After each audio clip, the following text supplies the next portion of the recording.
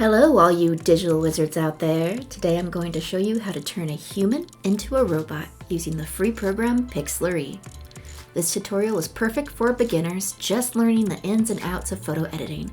In fact, I am currently teaching this very same project to my middle schoolers. So if you think you can outsmart a middle schooler, this video is just for you.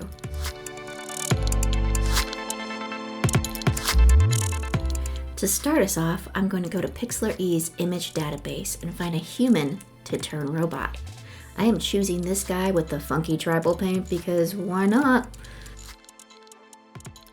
The first tool we're going to use is the lasso. However, we are not just going to use the lasso, but the Bezier lasso, which makes some very nice curves. Using the Bezier can be a little tricky to get the hang of, but once you do it, it's a fantastic tool.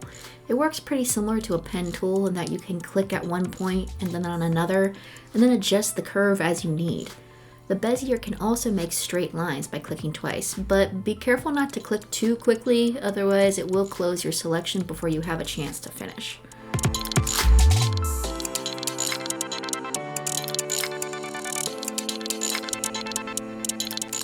Once you have the selection you would like, you will cut your shape and paste it back in. This will automatically place the pasted piece into its own layer. You can then use your Move tool to move that piece where you want.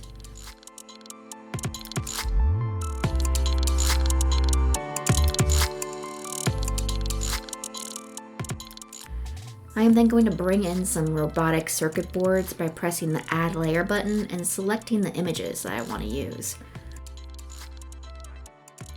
I will then choose my photo and place the circuit layer under my other layers so that it shows up under the skin.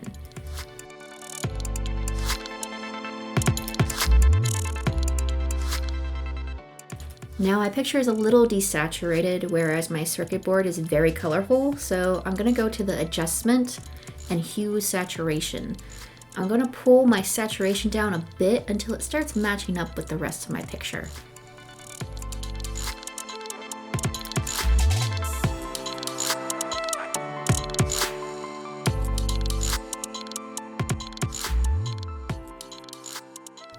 Next, I'm going to go to the Adjustment Brightness Contrast and lower my brightness so it appears more as if it's under the skin.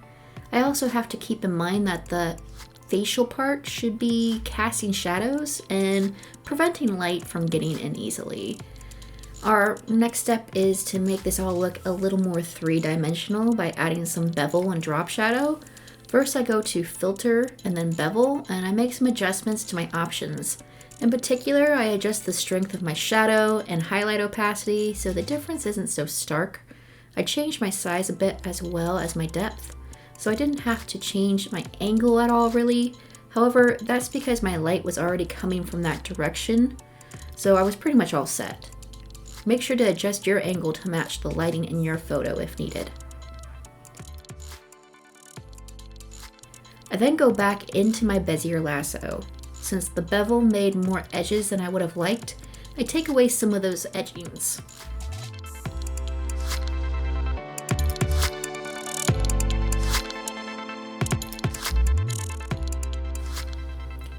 With my bevel done, it's time to move on to my drop shadow.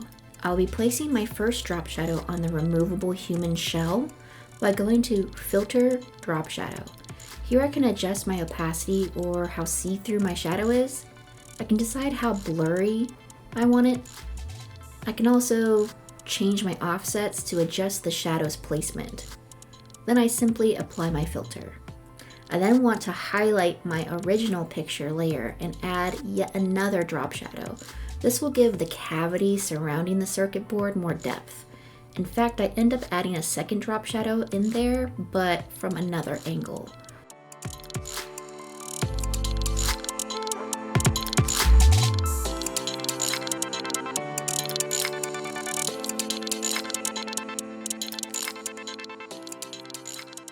So about halfway through this, I decided the picture looked too faded for my liking, so I did another brightness contrast to pump up the colors.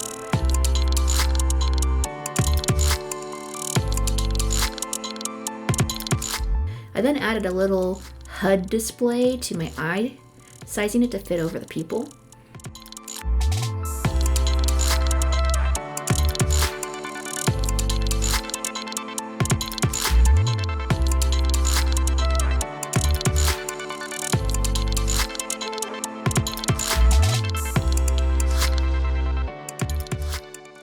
To get it to match the eye perspective, I used an Edit Free Distort and used the corner of the distort to mold the HUD into place.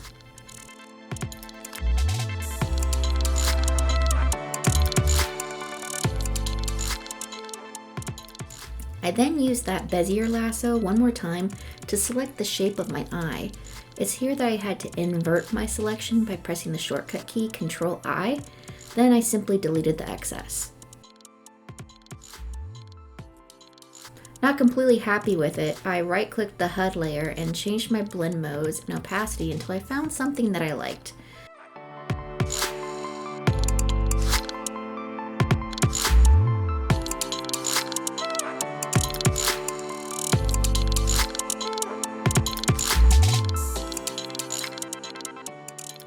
And since it ended up a little pixely after transformation, I gave it a bit of a blur by going to Filter, Details, Blur. With the eye done, I used some of those same tools from earlier, Lasso, Hue Saturation, and Drop Shadow to add a little more flair to my picture.